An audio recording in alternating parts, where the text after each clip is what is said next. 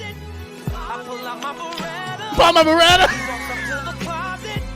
Get closer to the closet. Now he's at the closet. Now he's opening the closet. Oh my God. Yes, my friends, we're going to go ahead and we're going to move on to the next part of my show today. Really, it's the only part of my show today, and that is Musical Musings, which is my music series in which I cover a song, an album, a musical, or a music video. I talk about the history of it. I talk about my own experiences with it and everything else in between. And today, I'm going to be talking about R. Kelly's, the infamous R. Kelly's, Trapped in the Closet, his soap opera musical. Now, for people that don't know, this originally, I want to say, came out sporadically between 2005 and 2012. It was released in chapters. I believe that the original the first 22 chapters released on DVD actually sold rather well and became a cultural phenomenon due to the fact that it was ridiculous and over the top and had many twists and turns. And it starts with R. Kelly, who both, I think, directs it, produced it, and wrote it. And it stars R. Kelly, among other actors, and it takes place where after like a one-night stand, which R. Kelly participates in, it pretty much sets off this epic chain of events that reveal a web of lies, of sex, and deceit among a multitude of characters dealing in infidelities and extramarital affairs. Now, I'd known about this. I'd seen parodies of it for years. I may have seen like certain clips and little references, possibly from like the first 3 chapters. Nothing really beyond that. Obviously, probably my biggest exposure to it was via South Park and their episode, which that was iconic, and that was just in the pop culture zeitgeist for years and years and years, and it's been parodied many times. But in its own right, it was popular. It was actually pretty popular. It just sucks that it's R. Kelly, who is like, yes, obviously he's an R&B singer, and he was a songwriter, music producer, musician, but he was also a pedophile and child sex offender, and now he's serving probably multiple years in prison, decades at this point, and he deserves to be in prison. But at the same time, I know a lot of people wanted me to listen to this, or more really just watch the movie. And I figured, because I originally thought, I'll admit, I thought like, oh, it's a song. And I was like, oh, perfect. This will be relatively short. We can get through. We can make fun of it and everything. But then I soon discovered, like, oh, it's more than just that. It's actually a full-blown musical. I mean, the movie itself, at least the chapters 1 through 22 combined, is almost 90 minutes long. It's like an hour and 23 minutes. And I was like, okay, well, this is the case, then. I want to do this proper. And I want to do not only, a scene by scene breakdown of the film, of the musical, but also I want to do an audio commentary, which I've done, and the audio version is now available on my Patreon, and the video version will be available very, very soon. It'll probably be uploaded later this evening, so keep an eye out for that, just see my crazy reactions. But yeah, I gotta admit, listen, this is, it's cheap, it's dumb, it's ridiculous, the acting is bad, chat, but it is thoroughly entertaining. I gotta admit that. Like, I was laughing my ass off. And sometimes the laughs were, I'm sure they were unintentional. But I think a lot of the humor in this is also intentional too. There is some just crazy stuff in there. I think they're leaning into the crazy. So I did appreciate that. And the whole thing, like, I don't want to, put any money in R. Kelly's pockets or his estate or any capacity. The movie is absolutely free on YouTube. Again, at least the first 22 chapters. Again, huge thank you to the YouTuber The Lost Archives, who has this up on his channel. Has over 500,000 views. So if you guys want to check this out for yourselves, there's the link right there. I just posted that in my Twitch chat. You're not prepared for what happens afterwards. Like, okay, he's in the closet, he's trapped in the closet, and then after that, it gets absolutely insane. And I'm going to break it all down for you, chat. All 22 chapters. And chat, we begin 7 a.m. in the morning. with Sylvester in a very strange room that he has not been in before. He has had the sex. He has had the sex with a person he believes is named Mary. He's like, well, I got to get the hell out of here. He gets up. He's trying to put his clothes on, find his watch, but then suddenly Mary, she comes on over, and she already wants him again. She's like straddling him, and he's like, thank you, but I really got to get going. I need to leave, and she's disappointed by that. And right when he's about to leave, chat, she comes rushing back into the room saying, like, you can't go this way. He's like, why not? I want to leave. And she's like, my husband's coming home. And he's like, you're married? You didn't tell me that. And she's like, I'm sorry. He's like, I don't care. I got to go. He's like, no. He'll be very mad. He'll be furious with me. And he's like, all right, well, I'll just go out the window. And he's like, can't go out the window. It's literally 5 stories down. And R. Kelly's like, I can't fucking make that. I'm no goddamn Spider-Man. I'll be falling down. I'll be just breaking all my friggin' legs. And he's like, where do you want me to go? And she's like, you gotta go in the closet. And he's like, okay, I'll hide in the closet. And he goes inside the closet, chat. Meanwhile, Mary, who he thinks is Mary, her husband opens the door. Good old Rufus, chat. Good old Rufus. He opens in the door. She gets in. She throws her fucking wig on. She drops her wig. She has a lot of wigs in this movie. Drops her wig on the floor. She scampers on the bed, just, spreads, out on the bed, just like, hi, honey, how you doing? And he's like, hey, baby, how are you? He's like, oh, I've just been waiting for you. Just made some breakfast. Just want to hold my man. And he's like, oh, I want to hold you too, baby. And so he throws himself on top of her, and they start stupping, chat. They start stupping. And R. Kelly, he's watching all this shit. He's watching all this shit via the closet. He is trapped in the closet, watching these 2 people start to fuck, right? But then, oh my God, his phone goes off, Chad. His phone starts ringing. He did not have that shit on silent. And he's like, oh shit. And he's trying to mute that shit, right? But then Rufus, the husband of Mary, he gets up. He's like, what the fuck is that?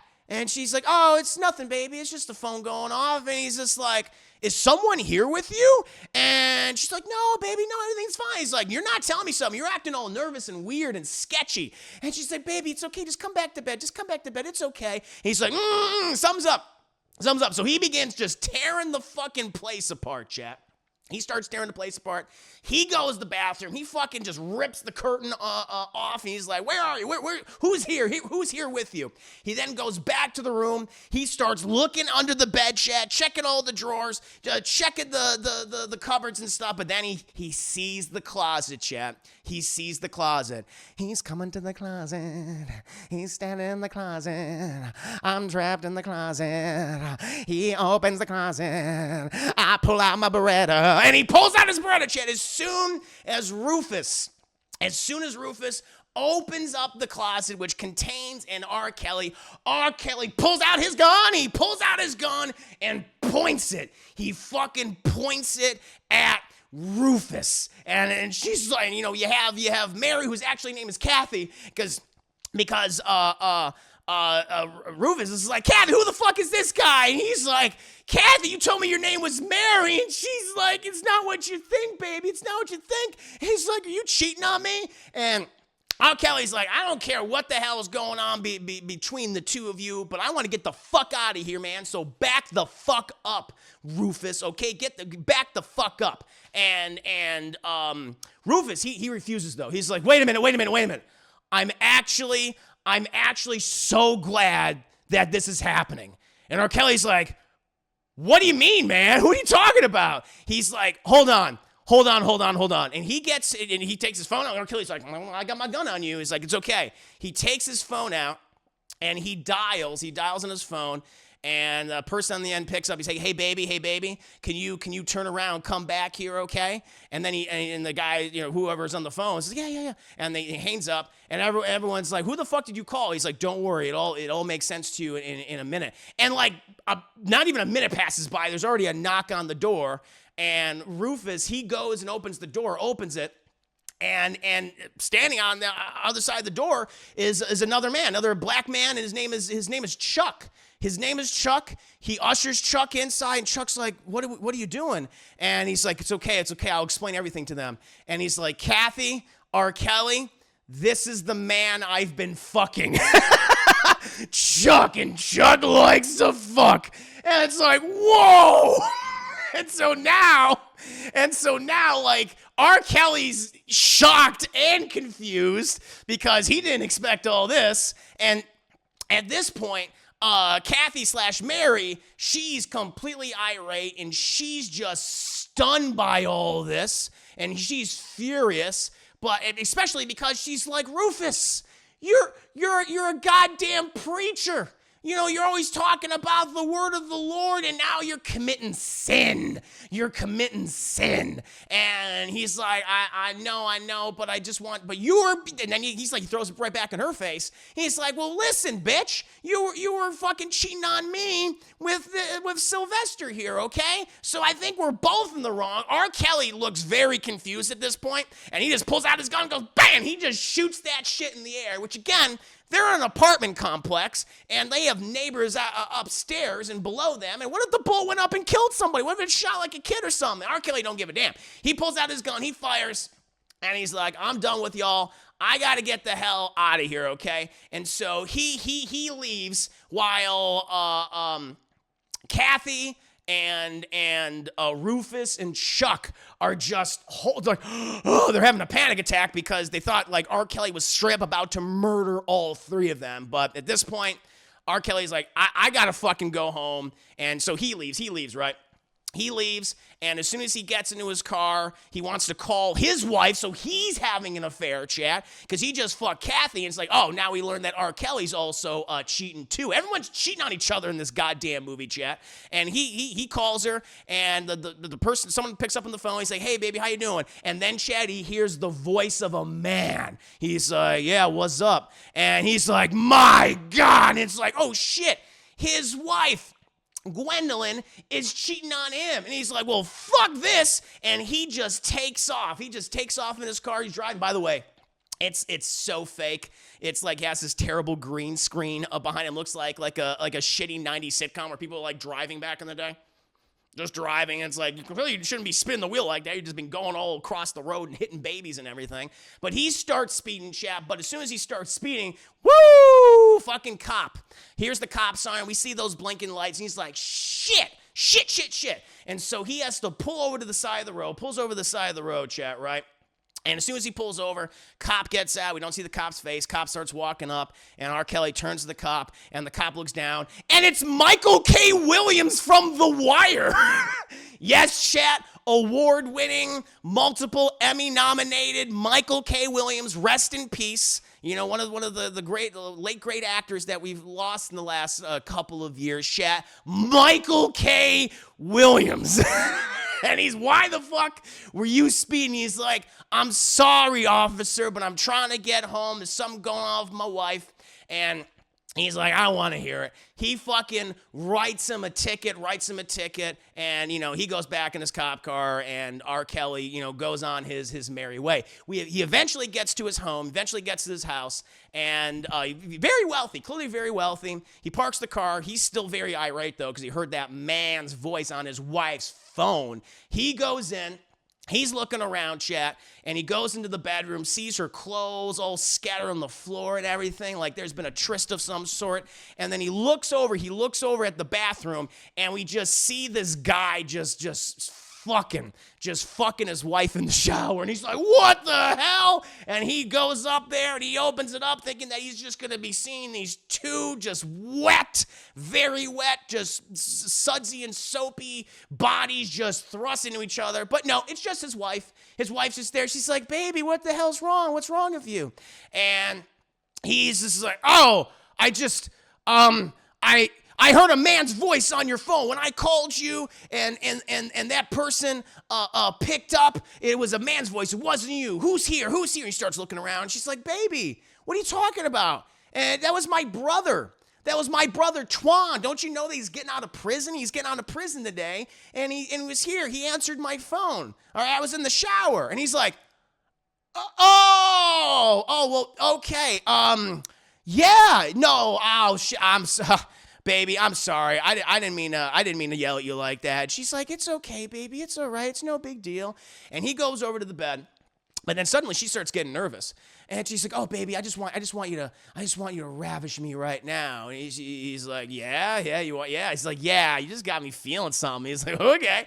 And so they just start smooching on the bed. They just start, moving around, and he starts like adjusting the blankets. He's about like to throw in the blankets over him, and she stops him, and she's like, "Oh no, baby, let me be on top. Let me be on top." And she throws herself on top of him, and she just starts thrusting, and he's like, "Ah, I got a hitch. No, I got a hitch in my leg. Oh, it hurts.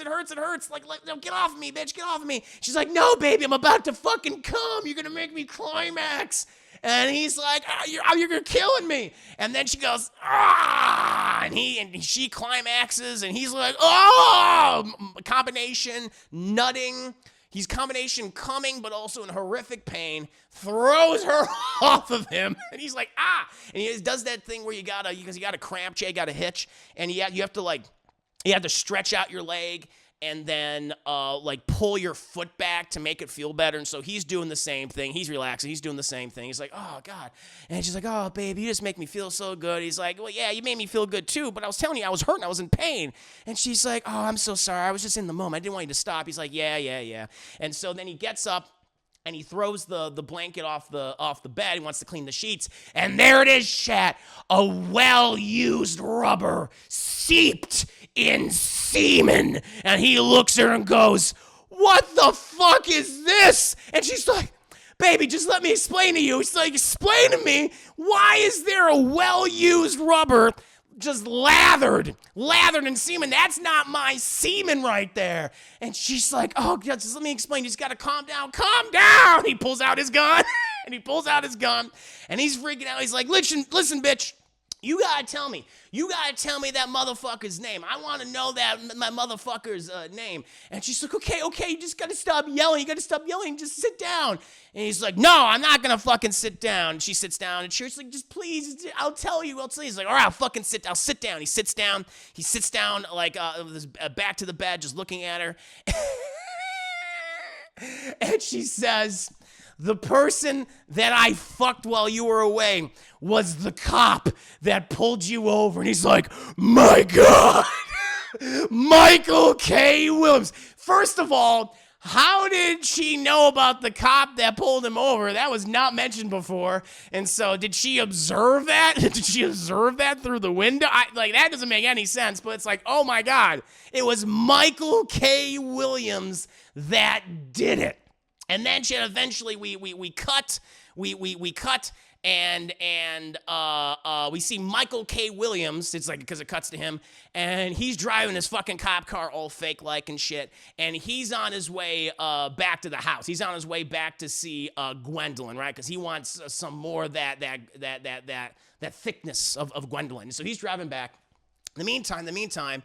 R. Kelly just can't believe it, but at the same time, Gwendolyn, he throws back in his face because, "Well, you're mad at me? You mad at me? Well, I saw you with that goddamn hussy. I saw you with that goddamn whore at the club, all right?" And he's like, "What are you talking about?" He's like, "Yeah, you said you were hanging out with your guys last night. Well, you told me you were going to hang out with your girls last night." And she goes, "Yeah, but, my girls, they told me about this guy, Tina and Roxanne. They told me about this guy, Michael K. Williams, and I'm sorry, baby, but there was just some magic between us. But you slept with someone too." He's like, "Yeah, I slept with this one girl, Mary, and it was crazy. Let me tell you, it's like I was sleeping with her, and I was going up to leave in the morning, but then she told me no, and she said that her husband was on his way home, and so she put me in the closet, and I was trapped in the closet. I was trapped in the closet."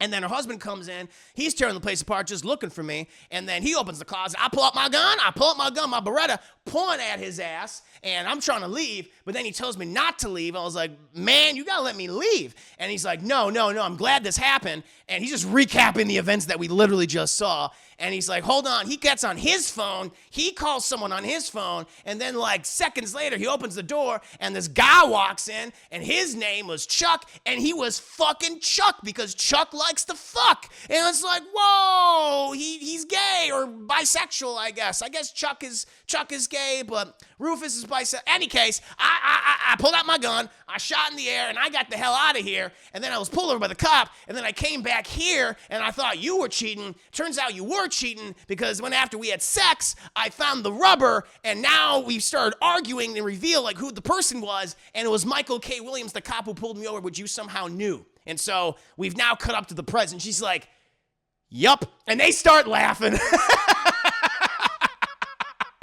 They start laughing, but this is a goofy situation. Yeah, no, we were definitely cheating on each other. But hey, you know, we're closer now. We're closer than we've ever been. We're being earnest. We're being honest. Like just a wonderful foundation for a loving marriage and relationship, chat, sir. But then Michael K. Williams, he comes in and he hears all this laughing, but he thinks it sounds like crying. He thinks because Gwendolyn, she's like, she's got like a hyena laugh. She's got like a weird hyena snorty laugh, and she sounds like that when she ugly cries. And so he's like, ah, shit, she's crying. I got to go investigate. But then he hears another voice. And she's with a man, and he's like, oh shit, is that her shitty husband who she's always going on about how he needs to die all the time? Well, he fucking walks in there, and like R. Kelly, he's laughing. It looks like at one point he's like slapping his leg, and it looks like he's had his hand raised like he's about to slap a bitch, slap a hoe, right, as they say in the song. And Michael Kelly's like, fucking freeze, dude. And R. Kelly's like, whoa, man. Hey, you're the cop that pulled me over and who also fucked my wife. He's like, you told him about that? Gwendolyn's like, it just kind of came out. It just kind of came out. And R. Kelly's like, get the fuck out of my house. He's like, no, man, no, I'm not getting out of your house, okay? Your wife's always going on about how you never hear that you're always chasing tail and shit. I'm the man that she needs, so you get your ass out of this house. He's like, fuck that, no. And so R. Kelly rushes him. He rushes him, and they start fighting with the guns. It's like, oh, and Gwendolyn's like, stop it. Just stop it, y'all. Just stop it. You're going to hurt each other. No. And as they're fighting, then bang, and the gun goes off. Everyone's like, oh. And then we just see everyone's like reaction, just like, oh. And we see this huge just blood smear, this huge blood smear just on all across the wall, all across the door, chat. It then fades to black, and it fades back in, and we just see Gwendolyn. Like, did Gwendolyn get shot? Did R. Kelly get shot, or was it Michael K. Williams? Like what happened? And then we see Gwendolyn. She gets down on her knees, chat, and we see that it's her brother Twan, who just got out of prison, chat, who was the one that answered the phone that Michael K. Williams thought was cheating on her, but it wasn't him. It was actually Michael K. Williams. And he's like, you fucking killed him. This is his first day out of prison after like 3 years, and he was telling me he was gonna go straight. He's got like a job opportunity, and you fucking kill him. And at this point, Michael Williams is like, I gotta get out of here. He's like, fuck no, you're not getting out of here. You shot him. He's like, no, motherfucker, you shot him. You shot Twan or Travon, whatever his name is. All right. And you know, they start arguing again, and it's like their lives, they think their respective lives are over. But then we hear and Twan comes to, and he's like, what the hell happened? And they're like, he's alive, thank God. And Michael Williams is like, we gotta take him to the hospital. And Twan's like, it ain't no thing. What do you mean it ain't no thing? It ain't no thing. He's like, I've been shot before. I just need me a bathroom. And they're like, all right, bathroom's back there. And so he gets his big ass up. He waddles over to the bathroom, and he dresses his wound, and he puts like a Band-Aid on it. It's like a little gauze pad. Like that, there was so much blood on the wall. It's like, it ain't no thing, chat. And he's addressing his wound and everything. It's no big deal. And R. Kelly's like, hey, man, sorry I shot you and all, or, you know, kind of participate. It was more his fault. It's like, I don't blame you, man. It's the police. It's what the police does. And they come out, and they all start, they re-explain like literally what just happened. Again, about how I was cheating on this other woman, and her husband came back. I was trapped in the closet, and then turns out the husband was also cheating, and he's bisexual, he's cheating on the gay man. Then I came back because I thought Gwendolyn was having sex with someone, because when I called it, you answered the phone. He's like, yeah, that was me, dog. And he's like, yeah. Then I came back, and we had sex. I found a rubber. He just recaps everything that we just saw again, right? And Michael K. Williams is like, I got to get out of here. It's like, no, man, we got to have some conversation. We got to talk about this bullshit, right? But then we just hear this like on the front door. And at this point, they're like, oh, shit, like, what's going to happen now? Who's behind the front door? So they all pull out their fucking guns. Like, you know, R. Kelly's like, I pull out my gun. He pulls out his Beretta. Twan, he grabs Michael K. Williams' gun. Michael K. Williams, he has his club. He's got his club, and They go up there. Gwendolyn, she gets like a knife. She's got like 2 knives, like ready to stab and stuff, right? And they're all standing there at the door. They all go to the door. There's boom, boom, boom, but it's still just very loud banging. And eventually they just open the fucking door, Chad, like, oh, about to shoot. And it's okay though. It's just Rosie. It's just Rosie, their elderly neighbor, and she's like, she's like a spatula and stuff. And they're like, oh, it's just Rosie. She's like, I was hearing all this racket. What's going on in here? And they're like, oh, Rosie, it's just a misunderstanding. Just a little misunderstanding. It's fine. And so they usher in, they calm her down with her little spatula. She's just waving. They're like, what is she gonna do with that shit? Michael K. Williams, he then leaves. He then leaves at this point.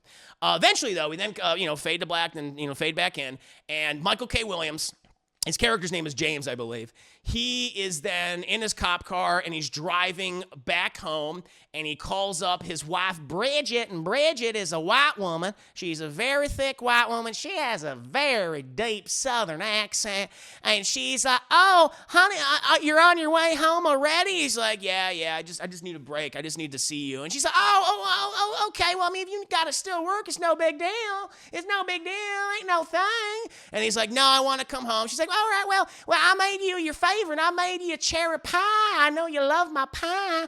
And he's like, I do love cherry pie. And eventually, he comes home. He opens the door. Before he even opens the door, like, she opens it for him. She's just standing there. And she's like, hi, honey. I was just using the restroom. And he's like, okay. Why would you say that? She said, I don't know. It's just weird. He's like, she's all flushed and she's all sweaty and everything. And he's like, what's wrong with you? And she's like, oh, it's just that time of the month for me, I guess. And he's like, I mean, if you say so. And then she's like, oh, you know what? I think you better go upstairs. I think some of the pipes ain't working. He's like, the pipes ain't working? What do you mean? And it's like, yeah, I think there's something going on upstairs. She used the bathroom upstairs or something. And he's like, I'm going to get some water from the kitchen. He goes to the kitchen, and she's just moving around, she's fidgeting and everything. And he's like, okay, what is wrong? She's like, none's wrong with me. I just, it's just that time of the month. And he's like, you don't act this way when it's your time of the month at all. It doesn't make any goddamn sense. What are you talking about? And then suddenly, Chet, we hear like something fall, like something falls, or something is pushed aside in the kitchen. Michael Cohen's like, what the fuck was that? And she goes, I'm telling you, it's them pops upstairs. Some goddamn pops, and they're all making a racket. So you better go up and look and see what it might be. And he's like, no. It happened here.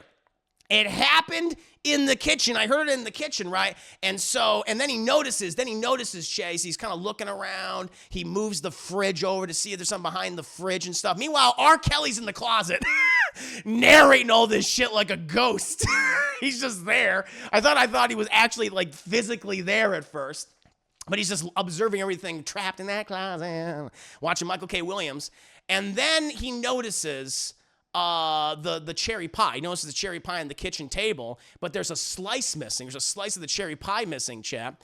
And he looks at Bridget, and he's like, Bridget is allergic to cherries. We learned she's allergic to cherries, so she didn't eat this pie. So the motherfucker who ate this slice is in here, and it's like, Bridget, is there someone else here? She's like, no, there ain't no one here. I told you, it's them pipes upstairs. And he's like, don't lie to me, woman. And then he hears something in the cupboard. He's like, what the hell? And he pushes her aside. She's like, no, baby, don't open that.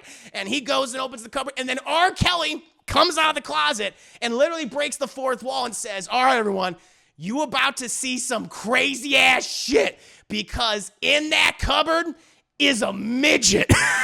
And technically it's not a midget, it's a dwarf. But Michael K. Williams opens up the fucking sink cupboard, and there's like a little dwarf in there. And he fucking pulls him out, and he's like, and he puts him on the fucking kitchen table. And Bridget's like, don't hurt him. He's like, who is this man? And she says, that's the midget that I've been fucking. And Michael K. was like, what? And then we fade to black, and we then fade back in. And now Michael K. Williams, and now they call him a midget. He's technically a dwarf. Like, a midget is proportional. Like, his body's proportional with everything. A dwarf is not proportional. They kind of have, like, regular head, but, then certain other parts of them are smaller. So he's a dwarf. But Michael K. Williams gets involved in a duel with a dwarf, chat. Like, he's chasing him around the house, says, ah! They're fighting in the kitchen and stuff. They're trying to get away. Michael K. Williams grabs him, and his face is just covered with cherry pie, just crumbs and shit over his lips and everything. And he's like, the midget's like, please, I just, don't hurt me. Oh, and he's like, why are you making those sounds? He's like, oh, and he shits all over himself. The midget / dwarf just shits all over himself. Everyone's like, oh, P.O., why'd you do that, baby? Why'd you do that? Eventually, we cut to R. Kelly and Twan, who want to meet up with Michael K. Williams to kind of like, hey, let's just fucking put all this to bed. Let's just, be like, all right, what happened? Bygones be bygones. Still we're going to kind of fucking scare him, though, because he was messing with my shit, messing with my wife, Gwendolyn, your sister, Gwendolyn. And so they pull up to the fucking house, Chad. They pull up to the fucking house. They get out. Meanwhile, Michael K. Williams, he pulls out his fucking gun on the dwarf, and he's just yelling at him. He's like, have you been fucking my wife? Is that what you've been doing? He's like, listen, man, just you gotta calm down. Bridget, she waddles upstairs, and she comes back down with a fully loaded, just a shotgun, chat, a double-barreled boomstick, and she points it at Michael K. Williams, and she's like, get off of him! Fucking get off of him, Michael! I'll fucking kill you! And then, while this is happening, Twan and R. Kelly, they bust down in the house. They see this entire spectacle, and they're like, well, what the fuck is this all about? And then the dwarf goes, oh, shits himself again, and then faints, fucking hits his head on the kitchen table, and like severely concusses himself. We then fade back into this whole situation, and Michael K. Williams is like, this fucking dwarf, he's been fucking my wife. And Twan and Kelly is like, the midget, they call him a midget technically. It's like, this midget's been fucking your wife, man? He's like, yeah, man, yeah. And Bridget's like, oh God, I don't feel so well. I don't feel so good. And they're like, what the hell's wrong with you, Bridget? And she goes over to the sink. She's like, oh, I think I'm going to throw up. And then Michael K. Williams is like, you can lay out, because they're like, they're also telling her, put down the fucking gun or we'll kill you, bitch. And Michael K. Williams is like, leave my wife alone, even though she wanted to kill Michael K. Williams. But he goes to her, she's kind of leaning over the sink, and he goes, oh, she's pregnant. She's 3 months pregnant. Now, again, it contradicts what she literally told Michael K. Williams earlier by saying, I'm having my time of the month, like it's my period, right, and the cramps and stuff. So unless I don't think, I get the impression R. Kelly doesn't understand, like, the woman reproductive system, like, at all. Any case, and Bridget's just like, Michael, I have something I need to tell you. And he's like, what is it, baby? What is it? And as soon as she is about to tell him, like, the dwarf, he suddenly wakes up. Everyone's like, oh, they all point their guns at him. He's like, please. And they're like, what the hell is your name, man? Who are you? He's like, I'm a stripper. And they're like, a stripper? A midget stripper? He's like, yeah, my name is Big Man. Your name is Big Man? He's like, you're not big. He's like, I happen to be quite blessed in certain areas, referring to his giant engorged dick, his big dwarf dick. And they're like, this shit's crazy. And Bridget's like, but you don't understand. You can't hurt him, Michael. He's like, why can't I hurt him? Because Big Man's my baby's daddy. And everyone's like, oh shit. Oh my God. Michael Coombs is like, oh, and then Big Man, he fucking faints after hearing the news, hits his head again, concusses himself. Everyone is shocked by this, but then we then cut to Rose. We cut to Rose, and Rosie who left the house and is now at her house, and she's like the nosy neighbor, right? She's always trying to know everybody's business, like that's her thing, and she's looking out her windows, and her husband, who at first I thought was Tyler Perry, but it's not. It's literally R. Kelly and Tyler Perry-esque old man makeup. He looks like Uncle Joe from the Medea films and from Tyler Perry's other movies, right? And he's like, God damn it, Rose, get your fat ass back here. Get back to bed. Stop being in everybody's business. And she's like, don't tell me what to do, you fat fuck. And he's like, don't call me a fat fuck. He gets up. He waddles over to her. And she's like, this how you get off nowadays? You just get off being everybody's business, being a busybody? And she's like, well, I wouldn't have to do this if your fucking dick still worked, but that ship has sailed 5 years ago. And he's like, oh, really? Well, fuck you. And goes, and he farts at her, and then he waddles. He's like, oh God, he's got a big old belly, and he waddles to the bathroom, gives up, farts again, and then enters into the bathroom where he proceeds to defecate everywhere. We then oh Lord, where are we? Okay, yeah. Then we cut to Gwendolyn. We cut to Gwendolyn. Gwendolyn is in her house, and she is cleaning up everything, doing dishes and shit. But then she gets a call from Kathy, Mary earlier, who's the wife of Rufus, and Rufus was cheating on her with Chuck, the gay guy. And Kathy wanted to come clean. And she's like, hey, Gwendolyn, I know that you wanted to know about who was that man that you saw your husband with that night. And she's like, yeah, who was that skink bitch wearing that shitty fake wig? And then we see Kathy look down at the fake wig, and it's like, oh my God. And it's revealed that R. Kelly was sleeping with Gwendolyn's best friend, who also happens to be Kathy. And she's like, I was that hoe. I was the hoe that was fucking your man. She's like, oh my God. Big fucking reveal. Big reveal. We then finally go back to Bridget and Michael K. Williams and everyone else. Michael K. Williams, he's having a fucking panic attack about everything, about the whole situation with his wife, Bridget, and big man, severely fucking concussed and very derpy now at this point.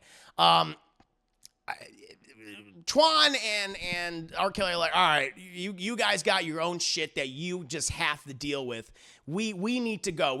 So they leave. They start talking about all that crazy shit. Like, can you believe that? Man, I can't believe that. That was fucking nuts. And so R. Kelly's like, well, listen, man, I got to do this thing. I got to meet up with this girl. He's got to meet up with another girl. Yeah, I got unfinished business. I got to deal with. And he's like, okay. And then Twan, who for the most part has been acting kind of competent throughout the movie, he gets like progressively dumber at this point. He just gets stupid. And then he starts just rolling this big fat joint in the car. It's like huge. He's like, just doing that. And R. Kelly's like, the fuck are you doing in my car, man? He's like, I'm going to indulge in a joint. He's like, not Mike, are you kidding me, man? We're going to get pulled over, get in trouble. I got pulled over by Michael K. Williams already. He was fucking my wife. I don't want to be any other cops that have been fucking my wife, dude. And he's like, get rid of it. Throw it out the car. He's like, nah, man, are you tripping? He's like, I ain't tripping. Throw it out my fucking car. And he's like, oh, man. And he throws out the car.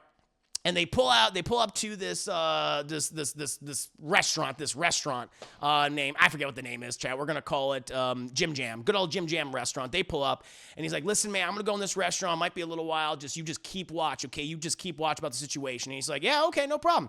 And like an hour goes by at this point, right? And eventually, we cut into the restaurant, and R. Kelly, he's sitting at a table, and a woman walks in, like this femme fatale. She's got like this blonde wig on and everything, and we don't see her face until she sits down, and it turns out that it's Kathy, it's Mary, and she met up with Sylvester, of R. Kelly. And the reason why they're having this meeting is because they want to address the situation that happened in the beginning of the fucking movie. And apparently they didn't like engage in like just a sexual tryst. It was a ruse, because this was all set up by them to expose Rufus for cheating. They knew that he was cheating on someone, and I guess they wanted to do this in an effort to blackmail him or catch him, like I don't fucking know, and get all of his money. Well, it just didn't work out at all, and it just backfired. And they're like, well, listen, let's call this shit off, you know, whatever. And she starts crying about the situation because her life's falling apart. He's like, well, how do you fucking think I feel? You know, my life's falling apart too. Meanwhile, this waitress, she comes in. Her name is Tina.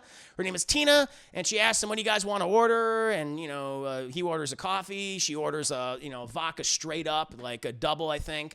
And they continue on their conversation, and you know, just Kathy admitting all the stuff that's been going on with Rufus and how she just feels really mixed up about it because she does love him now. She realizes after this whole situation, him being honest with her about his infidelity with a gay man, like she feels closer to him at this point. Sure, whatever. And then Tina, at this point, R. Kelly's like, listen, I gotta go. I got a bunch of shit I gotta, work on. Meanwhile, we then cut outside and, Twan, he gets a call. Despite saying he wants to go straight, he ain't going straight at all, chat, because he gets a call from, like, his boss. He gets a call from his boss who says, like, okay, you gotta pick up these two cheating, lying hoes that think they can just, go legit. They're working at this place called Jim Jams. And he's like, Jim Jams. That sounds very familiar, man. You got to give me the exact address. He gives me the exact address. And he's like, oh, shit. Yeah. And then we cut back inside the place. And R. Kelly, he's looking at Tina. And he's like, you know what? You look like really familiar to me. And he like gives her like a $50 bill, like, hey, listen, I got to get going, but here's like a big tip. And she's like, oh, thank you. And he's like, you look familiar. She's like, oh, I don't think I know you. He's like, no, I do know you. I've seen you before. And then he's like, wait a minute. Didn't you used to know Twan and a girl named Roxanne? Aren't you friends with my wife, Gwendolyn? And she's like, oh, shit. And we cut outside to Twan, and Twan is told, like, yeah, you got to get those two fucking bitches that put you in prison, man, that because of them, you went to jail, so I want you to take them bitches out. And he's like, yeah, man, I can't wait to take out Tina and Roxanne. It's like, oh, shit. And he looks out the window and goes, oh, motherfucker, it so happens that I am actually at the exact place that you told me to be at. He's like, well, look at that. What a coincidence. and then we fade back into the restaurant. And R. Kelly's like, wait a minute, you're Tina. You're the guy that got my fucking brother-in-law and best friend Twan sent to prison. And I pull out my gun, and he pulls out his gun, shoots it in the air, causes all the people in the restaurant to fucking panic, and they all run out. Meanwhile, Twan, he walks in and sees this, while Roxanne, who's the cook of the restaurant, she comes and says, who the fuck is doing all this racket? And they see Twan, they're like, oh, shit. And Twan's like, well, look who it'd be. Two cheating, manipulating, lying bitches. And they're like, R. Kelly's like, whoa, hold back, Twan, hold back. Let's just figure this situation out. And Twan's like, there ain't nothing to figure out. I'm gonna go back. I'm gonna go to a gun store. I'm gonna buy a gun. Gonna come back here. I'm gonna be shooting them in their faces. And R. Kelly's like, we ain't gonna be shooting anybody. Plus, man, you're under house arrest. Which I think R. Kelly means parole, because if he was under house arrest, then how is he able to just go wherever he wants? Wouldn't he have like an ankle bracelet to monitor where he's been? So again, I don't think R. Kelly understands the female anatomy or the reproductive cycle or periods or the difference between house arrest and parole. You would think it maybe by this point he probably knows, but apparently back then he has no fucking idea. Any case, Roxanne, she starts, because Tina starts freaking out. Tina just starts going, and they're like, what the fuck's wrong? I thought she was having an aneurysm. I thought she was dying. And because Twan and R. Kelly are like, what the fuck's wrong with Tina? Roxanne says she got her face slapped so hard by a pimp that in stressful situations, she starts just fucking twitching, just and she just starts making weird noises and things, and she like tries to drink water, just like it just goes all over her face. And they're like, all right. That's fucked up and all, but Twan's like, it's because of you two girls that I was thrown in jail for 3 years. And they're like, you brought that on your dumbass self. And he's like, what are you talking about? And R. Kelly's like, I want to hear about this story. And so we learn, chat, that Twan was working for this gangster, these two girls, and he was taken basically from point A to point B, from wherever they are to Atlanta. But he was acting the fool, right? And we saw him acting the fool earlier because he was getting high while driving, which R. Kelly's like, you do act like a fool when we're driving. And he was drunk too. And he was driving all across the road, and he got into a fight with like one of the girls because they were chastising, like telling him to stop the car. They end up getting pulled over, and we see like this terrible like CGI helicopter come in. They get arrested and things, and they're on the ground. They also have like some like illegal product in the back, drugs or guns. I don't money. I'm not sure.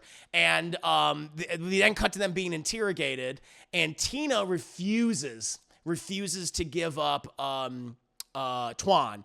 And Roxanne's like, fuck that bullshit. I'm going to give his ass up. And she's like, Tina, you should too. He's like, no, I can't. For you know the obvious reason why.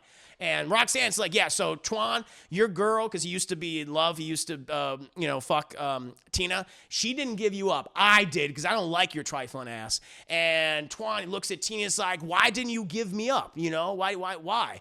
And she goes, because I was pregnant with your baby. And it's like, oh, shit. Everybody be pregnant with everybody's baby in this movie, chat. Everyone's like, whoa. And then we fade in. And Twan's like, bullshit. How do you know it's mine? She was having sex with so many people back in the day. But then Roxanne's like, you two were fucking all the time, but more than anything else. And during that period, like, she was preggers, okay? And so it had to be you, dude. It had to be you. We can do a DNA test and everything. And Twan's like, nah, man, I don't believe it. And R. Kelly takes Twan to the side. And he's like, listen, man.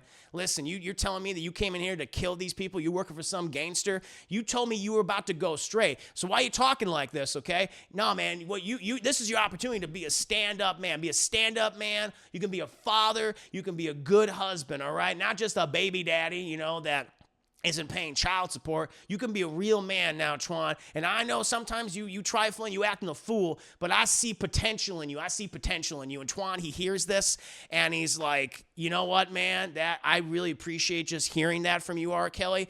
Thank you for seeing that in me. Like, no one has like literally ever said that to me. And I you know what? Legitimately, I really want to turn my life around now. He's like, fuck yeah, man. He's like, fuck yeah, dude. And so Twan turns around and he's like, hey, Tina. And we just see Roxy and Tina just making out hardcore. Just, and I'm fucking your wife too. And it's like, oh shit. Oh my God, I'm fucking your baby mama. And he's like, what the fuck? And he gets mad. And he's like, fuck all that. I'm going to get my gun. I'm going to come back here and kill you. And R. Kelly's like, no, man, no. Now listen, I don't like gay stuff and all. But this is the kind of gay stuff I can kind of get down with. And Twan's like, fuck this, man. We got to get out of here. And, you know, R. Kelly's like, yeah, no, we got to be getting out of here now. So he leaves. Twan's like, I'll come back for you. We'll do that DNA test. I don't care for any of this. But they eventually leave. After that, you know, Twan and R. Kelly, they're driving the car, and they're very upset about this entire situation, right? And eventually, though, R. Kelly gets a good old ring-a-ding-ding, gets a call from his wife, Gwendolyn. Gets a call from his wife, Gwendolyn, because she has now heard she's heard from Kathy/Mary herself. Oh yeah, and by the way, Kathy Mary just fucking ran the fuck out of the restaurant too. She was like, as soon as R. Kelly pulled out his gun and started firing, she got the hell out of there. But she then wants to tell R. Kelly, like, hey, so you know my friend Kathy? And he's like, not really, because he doesn't know about her. He doesn't know that her friend is the person that he slept with. She informs him of that. He's like, oh shit. Like, oh, that's the preacher. So like, oh my God, like it's all connected. So all these people, Chip, we realize like every single person away has been fucking each other. It's not like a diagram. It's literally a spiral. It's like a circle. It's a spiral that keeps going around and round and round at this point. And speaking of Rufus, we cut to Rufus, and he is addressing his congregation. We also have R.Kelly, who I believe is also now an old man makeup again. He's playing like an additional preacher or a minister, and he's talking about God. God bless us all. God blesses the wicked. God blesses the rich man and the poor man. With God on your side, you can do anything. And everyone's like, woo! I will admit, black church, very fun. I have been to a number of black services before at churches, chat. Matter of fact, I've sometimes brought this up, but when I was attending Texas State University, which is one of my alma maters, when I was going for my master's degree, I took a class on filmmaking and editing. And it was actually very valuable because I use a lot of the stuff I learned there to this day, which is pretty awesome. But we actually worked on a documentary about the first black students that ever attended Texas State University after when they started to have integration at many of these schools and colleges, chat. And we had the opportunity to actually interview, I want to say, I don't know if we interviewed I think we interviewed most of the women. It was, because I don't know if like one of them may have passed away by that point, but we at least interviewed possibly 4 or maybe all 5. But we interviewed all 5 of them, and they still lived in the community or nearby. They came in, and it was actually a really great experience. But several of the women had actually working for local churches, and part of the process, because we wanted to film for B-roll and kind of get a sense of like the community and what their day-to-day lives basically. And so I attended several black church services. It's fun. I have to admit, you guys have a good time. You're all singing and dancing and laughing. Like, I'm used to kind of the Catholic, service chat where, it's very quiet and we're getting up and we're down and we're kneeling and we're getting up again and, we're hearing the story and, parables and shit. Black church is a blast. I have to admit, I understand why it's so popular. But in any case, that's what they're doing right there. There, you have good old R. Kelly dressed up as a black preacher, while Rufus is also doing an additional sermon at the same time. But Rufus, he gets a call. He gets a phone. He gets a ring-a-ding-ding on his phone, and so he's like, "Oh shit, I gotta take care of this." He goes to his office. He has like his secretary with him. He tells us because he sees who's the person. He's like, "Oh shit, we don't know who it is yet." But he's like, "Yeah, I need to take this call alone." She's like, "All right," and so he opens the phone and he's like, Chuck, why are you calling me? This is church services. And Chuck's like, listen, man, I just really need to hear your voice, okay? Some crazy shit's been going on, man. And he's like, listen, I know. He's like, I just need you. I want to see you, okay? He's like, okay, listen, I'll come and see you. He's like, no, I don't want you to come see me. I want to see you. I want to see you there. He's like, I can't have you here, all right? The congregation, the community, they don't like people like you. He's like, how can you fucking say that? But like people like me, you're just like me too. He's like, no, I love my wife. And he's looking at a picture of his wife. But then he sees, he's keeping like another picture of Chuck in his drawer, and he's like looking at both of them like lovingly. It's just like, I don't know what to choose. I just don't understand. And then we hear a knock on the door. We hear a knock on his office door. And he's like, listen, man, I'll talk to you later, Chuck. I gotta go. And he opens the door, and it's his wife. It's Kathy, right? And she goes, who was that? He's like, oh, it was nobody. It's just a call I have to answer. And then we hear Chuck. He didn't shut the phone. He actually somehow put it on speaker. And Chuck's like, I don't like that fucking bitch, Kathy, man. I want you. I want to suck your dick. And fuck yeah, he's like, are you talking to Chuck in church? He's like, yeah. And she picks up the phone. She's like, fuck you, Chuck, fuck you. I don't want you here. And he's like, well, fuck you, Kathy. I don't like you. And they are just angry. Everyone's yelling at each other. It's just horrible. It's just horrible. And Rufus, he grabs the phone from Kathy, and he says, Kathy, just wait outside, just go outside, tell the congregation I'll be right. It's a huge, church and everything. And she goes out, and she's fucking pissed off, right? And at this point, he's like, listen, I'll talk to you later. I'll come see you. He's like, I don't want to come see you. I don't want you to come see me. And he's like, why do you want to see me? Why do you want me to come and see you? And he's like, because I'm in the hospital. I have AIDS. And it's like, my God. It's like, oh shit. And now, here's the thing.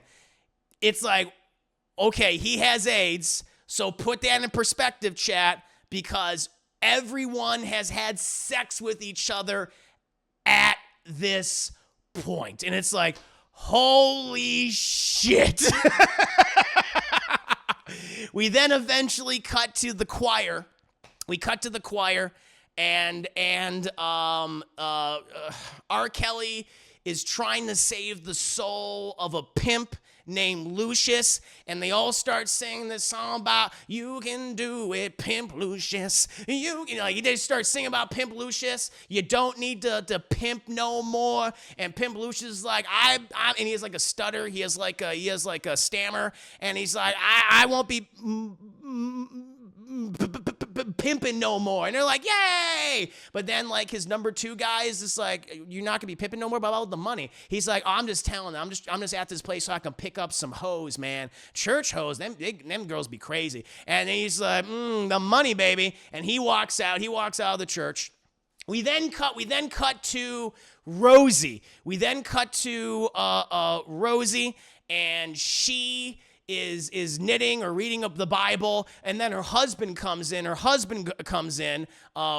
Randolph, also played by R. Kelly, and he's shouting. He's just a rat. He's like, he's got the package, Rosie. And she's like, who has the package, Randolph? He's like, let me tell you. And then we cut, and we find out Randolph is actually the janitor to the church that Rufus owns and operates, right? And so he's in Rufus's office helping him, like cleaning stuff and also drinking. But then he hears Rufus coming in. He's like, oh shit, where do I go? And so he sees the closet. And then he walks into the closet. And he shuts the door, and he learns about all the shit that we just saw, and he recaps it where it's Chuck calling Rufus and how he's so upset, and Kathy comes in and Rufus tells her it's no one, but he left the speakerphone on, and Chuck calls Kathy a fucking whore bitch, and he's like, I just need you right now, Rufus. And they argue. Rufus sends Kathy out, and then Rufus is like, what do you got to tell me, Chuck? And he's like, I'm in the hospital, and I have AIDS. And Randall's like, he got the package. He got his package. The package meaning AIDS. And Rosie's like, oh my God. And Randall's like, now listen, bitch, don't be going around the whole neighborhood telling everybody that Rufus got the package. Everyone else got the package now too. And Rosie's like, no, I'm going to tell everybody. And he's like, don't be doing that. And he doesn't stop her. He just drinks and he falls asleep on the couch. We eventually then cut to Sylvester and Twan. They're going to a meeting with a mobster, an apparent mobster named Joey, and R. Kelly / Sylvester. He wants to let him know about this job and that they can make a lot of money. Joey doesn't like Twan. He's like, hey, this guy over here looks like a fucking cap. Looks like an undercover Fed. Twan's like, oh, you be tripping, dog. I ain't no goddamn police. And he's like, get this fucking guy out of here. And, R. Kelly's like, listen, man, just wait outside. And Twan's like, okay, whatever, man. Okay, whatever. And so R. Kelly keeps talking to Joey, and, Joey's like, listen, man, like, you knew my dad. He's like, yeah, I did know your dad. He protected me in prison. I protected him. Your dad was a good man. You ain't your dad. You ain't your fucking father. And he's just like, well, how about this, man? We can earn a lot of fucking money this way, so maybe you can respect me like my father. And he gets this little pen and paper. He writes down this note, and he passes it to him. The guy's like looking at this. Meanwhile, Twan, he's just so erratic, and he's, berating the other mobsters, and at one point he's like, come on fucking bro, let's do it, chat, over the top, Sylvester Stallone, let's fucking arm wrestle. And so he starts arm wrestling with one of the other mobsters, right? And he looks like he's about to fucking lose the arm wrestling, but then he fucking comes back and wins. But this sets off all the mobsters. And he's like, who fucking wants me, you goddamn, Italian slurs, they say, black slurs back and forth. It's really nasty. It's getting really bad. They're about to start fighting. Twan's about to get shot probably. But then we cut. And Joey throws the Post-it note in fucking R. Kelly's face. He's like, get the fuck out of here. That's chicken feed to me. And R. Kelly's like, I'll pull out my Beretta. He pulls out his gun. He points at Joey. He's like, fuck you, man. We had something special. We could have made some serious money. And he's like, get the fuck back, everybody. Everyone's like, puts their guns down. He's like, open the fucking safe. Open your fucking safe. And Joey's like, I ain't opening shit for you, man. What, you gonna come in here? You're gonna shoot me? You ain't gonna fucking get out of here alive. What do you think you're gonna do? And then that's when everyone starts to pick up their guns again. Everyone starts pointing them at R. Kelly, and he starts backing up. He's like, get the fuck off of me. Get the fuck off me. And the same thing with Twan outside, and they all their guns on him, and it's like, oh shit, and they go boom, and it's like, oh, they're gonna kill him. But then we cut, and Twan is sleeping, and it was a nightmare. The whole scenario, meaning Joey, was a nightmare, and he freaks out. He has a night terror. At that point, R. Kelly and Joey, they walk out together, and they agreed on the job, and Joey's like, the hell's wrong with your friend here? He's freaking out for no reason. He's like, he's just got a lot on his mind recently, man. And he's like, all right, well, it was good doing business with you, Kelly. I'll talk to you soon. This guy over here, I love this guy. And they eventually walk out, right? And at this point, oh my Lord, at this point, chap, we then cut to... it fades to black, and then all of a sudden we see like these people in these illuminated circles, and they're popping up and moving across the screen, and it's Rosie telling the entire neighborhood, the entire city of all the infidelities, starting with Rufus getting the package from Chuck, who has AIDS. And then it's everyone learning about this situation and learning that because everyone's been fucking each other, whether it be, and again, you can connect the dots now. And so Rufus was fucking Chuck. Rufus was then fucking his wife, Kathy. Kathy was then fucking R. Kelly. R. Kelly was then fucking his wife. His wife was fucking Michael K. Williams. Michael K. Williams was fucking Bridget. Bridget was fucking Big Man. At one point, and you just read like all these people are just connected, and you realize like, oh my God, everyone has AIDS. Everyone has the package, chat, and it ends with the pimp. It ends with the pimp's like, everybody's got that package. The saga of the package, it circulated across this entire neighborhood, and all the lies, all the manipulations, all the schemes has resulted in this chat. And then it just, the final text pops up across the screen. It says, to be continued. And I'm like, I gotta see this sequel. I gotta find out what happens in the next 10 chapters, chat, of Trapped in the Closet. Because I feel like we were trapped in that closet, chat. We saw all this shit. And that, my friends, is my scene by scene breakdown, chat, to R. Kelly's soap opera musical Trapped in the Closet. I'm trapped in the closet. And you know what? Let's end it. Let's end this properly. Let's end this properly with how it all began. I pull out my Beretta. Pull my Beretta. He walks up to the closet. Get closer to the closet. Now he's at the closet. Now he's opening the closet. Oh my God. You know the entire story. You know the saga of Trapped in the Closet. At least the first 22 chapters of it. Whoo! I mean, it's just amazing. The shit that just happens, the twist and the turns, the humor. My God. It's very funny. I admit it's very, very funny. R. Kelly, a piece of shit of a human being, awful human being, but this was entertaining. I have to admit, it's stunning. It's so chaotic. You just don't know what you're gonna expect. Oh, my Lord. Let me see what you guys. But I hope you enjoyed my review for R. Kelly's Trapped in the Closet, the first 22 chapters. We will do the next one. We'll do the sequel one day.